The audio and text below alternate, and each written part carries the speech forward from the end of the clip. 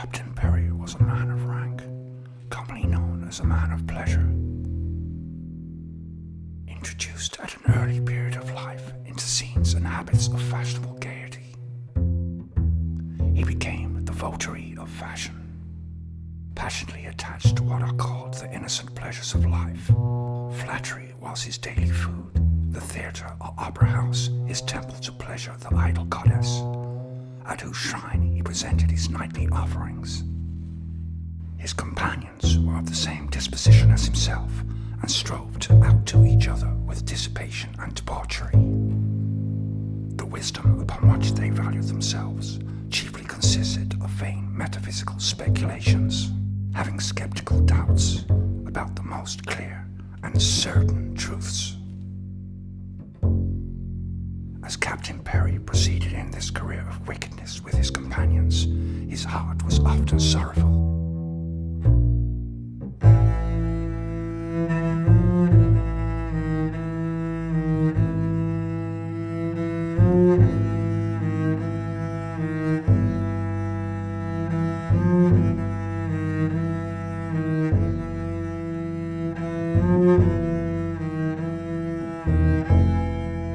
In his intervals of retirement from rakishness, conviction of his sins sunk deep into his chest.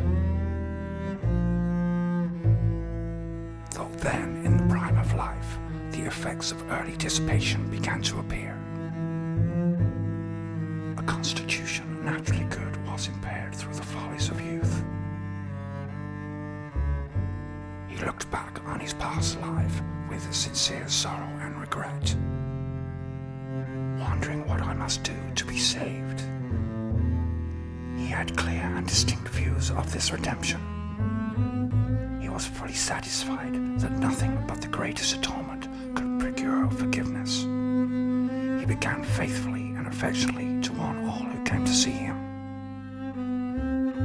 One Sunday morning he appeared uneasy and desirous to tell something that bore very heavy on his mind.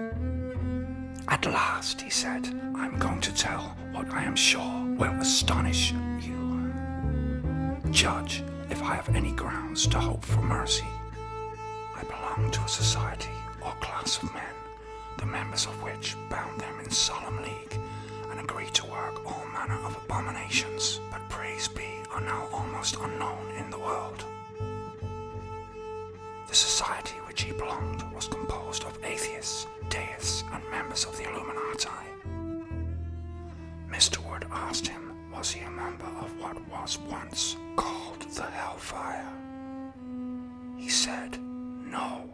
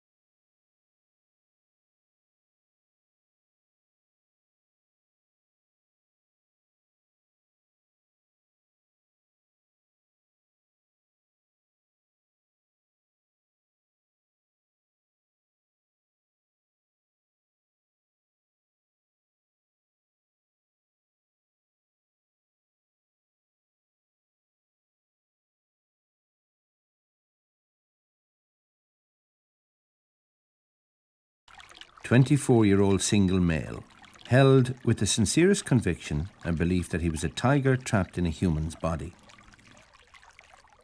What began as a suspicion to him was eventually confirmed by the family cat, and so this belief persisted without interruption for 13 years. By day, he was gainfully employed in a full-time job, and by night he spent his time engaged in feline activities, which involved hunting, consuming small prey, including raw meat. He was actively encouraged by the family cat to mix with both humans and cats, and was happy to do this, citing that both held very similar abilities in language and higher intelligence. Amongst one of his most popular pastimes were the visits to the local zoo, which he attended very frequently. There he spent his time sharing personal laments for the lack of fur on his body and the lack of a tail. He expressed a deep sense of dismay that he was still alive whilst many of his good friends had departed this earth. His greatest and unrequited love was the tigress who lived there, and with whom he became infatuated with the idea of her being his sole companion. The obligations of human civility and the longing for what he believed to be his real identity caused a deep conflict within the man. As a result, he began to think of ways in which he could release the tigress so that they could be together, feeling that the only way in which he could find happiness was in their unity. Over weeks and months he planned this escape, but failed to act for fear of it going wrong. On the day that he discovered that she was sold to another zoo in Asia, he was inconsolable. The impact of this event had a profound effect on the man. He mourned both his loss and regret for not acting upon his plans. Instead, what he believed happened was that she had actually escaped to look for him. He waited in the hope that she would eventually return for him. It was this waiting that caused both his physical and emotional deterioration. He no longer accepted a human composure, slouching on all fours with his arms and legs tucked underneath him. For several days he crouched in this position, keeping vigil for his companion's return. He lost the ability to speak in human language. His power to communicate reduced to sudden and dreadful noises, inhuman noises, somewhere between a growl and a roar, which grew into a constant increasing crescendo of noise, getting louder and louder and louder, until the sound rang out from his guts to his head and into all the ears that could hear him. The man's sound eventually wore him out, and he grew tired of waiting. Over time, he began to communicate using human language and eventually returned to the use of human posture.